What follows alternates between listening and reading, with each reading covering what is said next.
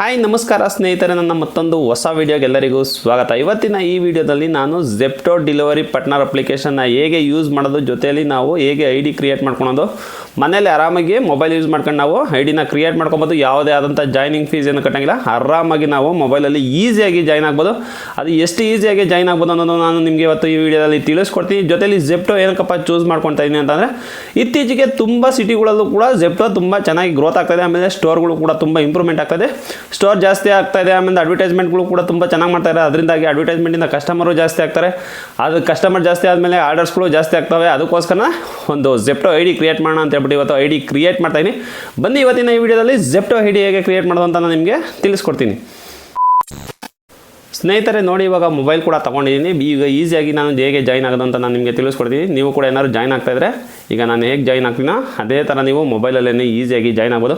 ನೋಡಿ, ಫಸ್ಟು ಒಂದು ಡಿಸ್ಕ್ರಿಪ್ಷನಲ್ಲಿ ಒಂದು ಲಿಂಕ್ ಇದೆ. ಆ ಲಿಂಕ್ ಮೇಲೆ ನಾನು ಇವಾಗ ಕ್ಲಿಕ್ ಮಾಡ್ತೀನಿ. ಆ ಲಿಂಕಿನ ಮುಖಾಂತರ ಏನಕ್ಕೆ ಹೋಗ್ತೀನಪ್ಪ ಅಂತಂದರೆ, ಜಾಯ್ನಿಂಗ್ ಬೋನಸ್ ಸಿಗುತ್ತೆ. ಜಾಯ್ನಿಂಗ್ ಬೋನಸ್ ಒಂದು 5,000ಇಂದ 10,000ವರೆಗೂ ಜಾಯ್ನಿಂಗ್ ಬೋನಸ್ ಸಿಗುತ್ತೆ. ಬಟ್ ಕಂಡೀಷನ್ಗಳು ಇರ್ತವೆ. ಬಟ್ ಈ ರೆಫರಲ್ ಕೋಡಿಂದ ಮತ್ತು ನೀವು ಹೋಗಿ ಜಾಯ್ನ್ ಆಗೋದ್ರಿಂದ ಈಗ ಲಿಂಕಿಂದ ನಿಮಗೂ ಒಂದು ಎಕ್ಸ್ಟ್ರಾ ಜಾಯ್ನಿಂಗ್ ಬೋನಸ್ ಸಿಗುತ್ತೆ. ಅದಕ್ಕೋಸ್ಕರ ನೀವೇನಾದ್ರು ಜಾಯ್ನ್ ಆಗ್ತೀರಾ ಅಂತಂದರೆ ಸೇಮ್ ಡಿಸ್ಕ್ರಿಪ್ಷನಲ್ಲೇ ನಾನು ಲಿಂಕ್ ಹಾಕಿದ್ದೀನಿ. ಆ ಲಿಂಕ್ ಮುಖಾಂತರ ನೀವೇನಾದ್ರು ಹೋಗಿ ನೀವು ಜಾಯ್ನ್ ಆದರೆ ನಿಮಗೂ ಕೂಡ ಜಾಯ್ನಿಂಗ್ ಬೋನಸ್ ಸಿಗುತ್ತೆ. ಬನ್ನಿ ಇವಾಗ ಅದೇ ಲಿಂಕ್ ಮುಖಾಂತರ ನಾವು ಇವಾಗ ಹೋಗ್ಬಿಟ್ಟು ಈಗ ಜೆಪ್ಟೋನ ಜಾಯ್ನ್ ಆಗೋಣ. ಸೊ ಮೊದಲನೇದಾಗಿ ನೋಡಿ, ಲಿಂಕ್ ಪ್ರೆಸ್ ಮಾಡಿದೆ. ಲಿಂಕ್ ಪ್ರೆಸ್ ಮಾಡ್ತಿದ್ದಂಗೆ ನಾವು ಡೈರೆಕ್ಟಾಗಿ ಪ್ಲೇಸ್ಟೋರ್ಗೆ ಹೋಗುತ್ತೆ. ಪ್ಲೇಸ್ಟೋರ್ಗೆ ಹೋಯಿತು. ಪ್ಲೇಸ್ಟೋರ್ಗೆ ಹೋಗ್ತಿದ್ದಂಗೆ ನೋಡಿ, ಇವಾಗ ಜೆಪ್ಟೋ ಡೆಲಿವರಿ ಪಾರ್ಟ್ನರ್ ಅಪ್ಲಿಕೇಶನ್ನ ತೋರಿಸ್ತಾ ಇದೆ. ಈಗ ಜೆಪ್ಟೋ ಡೆಲಿವರಿ ಪಾರ್ಟ್ನರ್ ಅಪ್ಲಿಕೇಶನ್ನ ನಾವೀಗ ಇನ್ಸ್ಟಾಲ್ ಮಾಡ್ಕೊಳ್ಳೋಣ. ನೋಡಿ, ಜೆಪ್ಟೋ ಡೆಲಿವರಿ ಪಾರ್ಟ್ನರ್ ಆ್ಯಪ್ನ ಇನ್ಸ್ಟಾಲ್ ಮಾಡ್ತಾಯಿದ್ದೀನಿ ಇವಾಗ. ನೋಡಿ, ಈಗ ಇನ್ಸ್ಟಾಲೇಷನ್ ಕೂಡ ಇವಾಗ ಕಂಪ್ಲೀಟ್ ಆಯಿತು. ಕಂಪ್ಲೀಟ್ ಆಗ್ತಿದ್ದಂಗೆ ಇವಾಗ ನೆಕ್ಸ್ಟ್ ಸ್ಟೆಪ್ ಏನಪ್ಪ ಅಂತಂದರೆ, ಪರ್ಮಿಷನ್ ಕೇಳ್ತಾ ಇದೆ. We need to follow permission to serve you better ಅಂತ ಕೇಳ್ತಾ ಇದೆ. ಅದರಿಂದಾಗಿ ಪರ್ಮಿಷನ್ಗಳನ್ನ ನಾವು ಕೊಡಬೇಕಾಗಿರುತ್ತೆ. ಲೊಕೇಶನ್ ಪರ್ಮಿಷನ್ ಕೊಡಬೇಕು, ಆಮೇಲೆ ಕ್ಯಾಮ್ರಾ ಪರ್ಮಿಷನ್ ಕೊಡಬೇಕು, ಆಮೇಲೆ ನೋಟಿಫಿಕೇಷನ್ ಪರ್ಮಿಷನ್ ಕೂಡ ನಾವು ಕೊಡಬೇಕಾಗಿರುತ್ತೆ. ಈಗ 3 ಪರ್ಮಿಷನ್ನು ನಾವು ಕೊಟ್ಟಾಯಿತು. ನೋಡಿ, ಫಸ್ಟು ಲೊಕೇಶನ್ ಕೊಟ್ಟೆ, ಆಮೇಲೆ ಇವಾಗ ನೋಟಿಫಿಕೇಷನ್ದು ಕೊಟ್ಟೆ. ಅದಾದಮೇಲೆ ನಮಗೆ ನೆಕ್ಸ್ಟ್ ಬರೋದೆ ನಮ್ಮ ಲ್ಯಾಂಗ್ವೇಜ್. ನಮ್ಗೆ ಯಾವ ಲ್ಯಾಂಗ್ವೇಜಲ್ಲಿ ನಾವು ಕಂಫರ್ಟಬಲ್ ಇದ್ದೀವೋ, ಅಂದರೆ ಈಸಿಯಾಗಿ ನಮ್ಗೆ ಯಾವ ಲ್ಯಾಂಗ್ವೇಜ್ ಅರ್ಥ ಆಗುತ್ತೋ ಆ ಲ್ಯಾಂಗ್ವೇಜ್ ನಾವು ಸೆಲೆಕ್ಟ್ ಮಾಡ್ಕೋಬೇಕು. ಸೊ ಕನ್ನಡನಾರು ಸೆಲೆಕ್ಟ್ ಮಾಡ್ಕೋಬೋದು ಅಥವಾ ಇಂಗ್ಲೀಷಾರು ನಾವು ಸೆಲೆಕ್ಟ್ ಮಾಡ್ಕೋಬೋದು. ಈಗ ನಾನು ಲ್ಯಾಂಗ್ವೇಜ್ ಕೂಡ ಸೆಲೆಕ್ಟ್ ಮಾಡ್ಕೊಂಡಿದ್ದೀನಿ. ಲ್ಯಾಂಗ್ವೇಜ್ ಸೆಲೆಕ್ಟ್ ಮಾಡ್ಕೊತಿದ್ದಂಗೆ ನೆಕ್ಸ್ಟು ನೋಡಿ, ಈ ಥರ ಇಂಟರ್ಫೇಸ್ ಬರ್ತಾಯಿದೆ. ಅರ್ನ್ ಅಪ್ ಟು 40,000 ಮಂತ್ಲಿ ಅಂತ ಹೇಳಿ ತೋರಿಸ್ತಾ ಇದೆ. ಅಂದರೆ ನಾವು ಒಂದು ತಿಂಗಳಲ್ಲಿ 40,000 ತನಕ ಅರ್ನ್ ಮಾಡ್ಬೋದು ಅಂತ ತೋರಿಸ್ತಾ ಇದೆ. ಹಂಗೆ ಈ ಥರ ತೋರಿಸ್ತಾ ಬರುತ್ತೆ. ಇವನ್ನೆಲ್ಲ ನೀವು ಸ್ಕ್ರೋಲ್ ಮಾಡಿಬಿಟ್ಟು ನೆಕ್ಸ್ಟ್ ಅಂತ ಇದೆಯಲ್ಲ, ಆ ನೆಕ್ಸ್ಟ್ನ ಇವಾಗ ನಾವು ಕ್ಲಿಕ್ ಮಾಡೋಣ. ನೆಕ್ಸ್ಟ್ನ ಕ್ಲಿಕ್ ಮಾಡ್ತಿದ್ದಂಗೆ ನಿಮಗೆ ಫೋನ್ ನಂಬರ್ ಹಾಕಬೇಕಾಗುತ್ತೆ. ನಿಮ್ಮ ಫೋನ್ ನಂಬರು, ಅಂದರೆ ನೀವು ಯಾವ ಫೋನ್ ನಂಬರಲ್ಲಿ ನೀವು ಕೆಲಸ ಮಾಡ್ಕೊಬೇಕು ಅಂತಂದಿರೋ ಅದೇ ಫೋನ್ ನಂಬರ್ನ ಹಾಕ್ಬಿಟ್ಟು ನೀವು ಒ ಟಿ ಪಿ ಸೆಂಡ್ ಮಾಡಿದ್ರೆ ಗೆಟ್ ಒ ಟಿ ಪಿ ಅಂತ ಕೊಡಿ. ಗೆಟ್ ಒ ಟಿ ಪಿ ಅಂತ ಕೊಡ್ತಿದ್ದಂಗೆ ಒ ಟಿ ಪಿ ಬರುತ್ತೆ. ಆ ಒ ಟಿ ಪಿನ ಇಲ್ಲಿ ಎಂಟರ್ ಮಾಡಿ. ಒ ಟಿ ಪಿ ಎಂಟರ್ ಮಾಡ್ತಿದ್ದಂಗೆ ನಿಮಗೆ ಈ ಥರ ಇಂಟರ್ಫೇಸ್ ಬರುತ್ತೆ. ಸೊ ಪರ್ಸ್ನಲ್ ಡೀಟೇಲ್ಸು, ಆಮೇಲೆ ವರ್ಕ್ ಡೀಟೇಲ್ಸ್ ಮತ್ತು ಡಾಕ್ಯುಮೆಂಟ್ಸ್ನ ನೀವು ಸಬ್ಮಿಟ್ ಮಾಡಬೇಕಾಗುತ್ತೆ.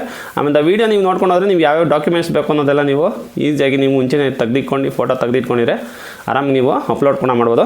ಈಗ ಪರ್ಸ್ನಲ್ ಡೀಟೇಲ್ಸ್ನ ನಾವು ಇವಾಗ ಫಿಲ್ ಮಾಡೋಣ. ಈಗ ಪರ್ಸ್ನಲ್ ಡೀಟೇಲ್ಸ್ಗೆ ಹೋಗ್ತಿದ್ದಂಗೆ ಸಿಟಿ ಕೇಳ್ತಾ ಇದೆ.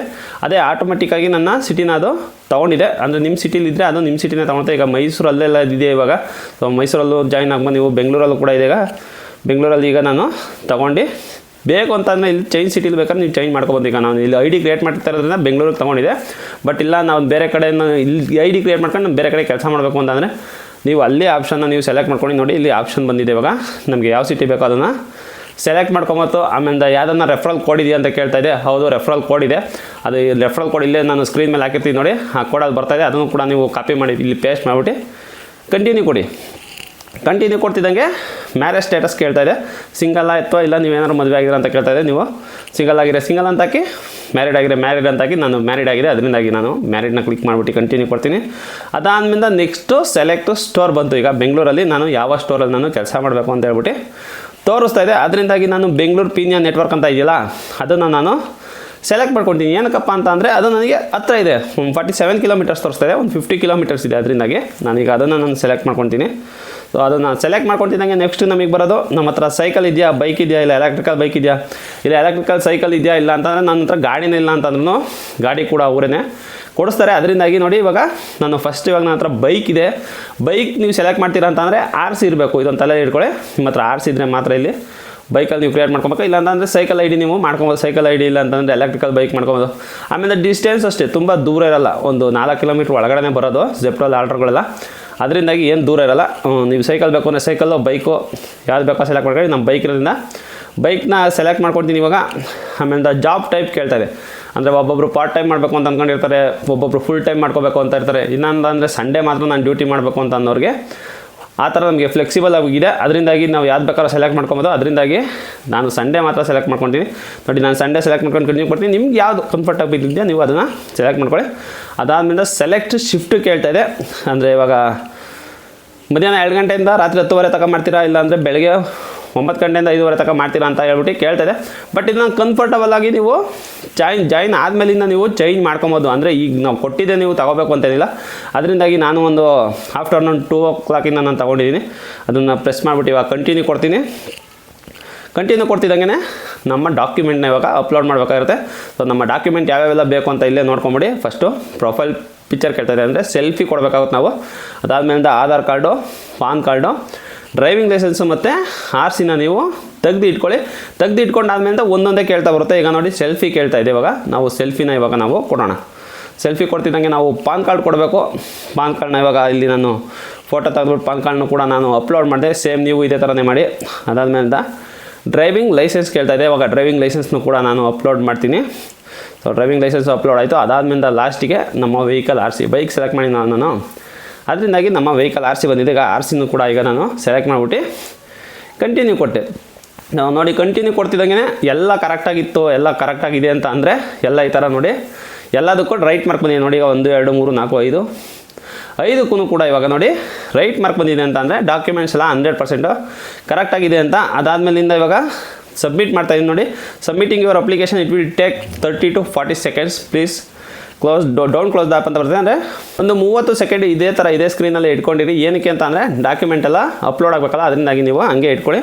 ಅದಾದಮೇಲೆ ನೋಡಿ, ಇವಾಗ we are verifying your document ಅಂತ ಬರ್ತಾಯಿದೆ. ಅಂದರೆ ವೆರಿಫಿಕೇಷನ್ ಮಾಡೋಕ್ಕೆ ನಮಗೆ 10 ನಿಮಿಷ ಟೈಮ್ ಕೇಳ್ತಾರೆ. 10 ನಿಮಿಷ ಏನಾಗಲ್ಲ, 10 ನಿಮಿಷದ ಒಳಗಡೆ ವೆರಿಫಿಕೇಷನ್ ಆಗೋಗುತ್ತೆ.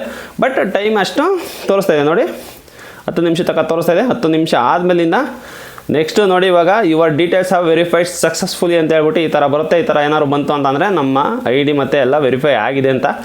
ಅದಾದಮೇಲೆ ನಾವು ಟ್ರೈನಿಂಗ್ನ ಕಂಪ್ಲೀಟ್ ಮಾಡಬೇಕಾಗುತ್ತೆ. ಸೊ ಟ್ರೈನಿಂಗ್ ಅಂದರೆ ವೀಡಿಯೋ ಇದೆ, ಆ ವೀಡಿಯೋ ಫುಲ್ ನೀವು ನೋಡಬೇಕಾಗುತ್ತೆ. ಆ ವೀಡಿಯೋ ನೋಡಿದ್ರೆ ಯಾವ ಥರ ಕೆಲಸ ಮಾಡೋದು, ಹೆಂಗೆ ಮಾಡೋದು ಅನ್ನೋದೆಲ್ಲ ಅದರಲ್ಲಿ ನೀಟಾಗಿ ಡೀಟೇಲಾಗಿ ತೋರಿಸಿದ್ದಾರೆ.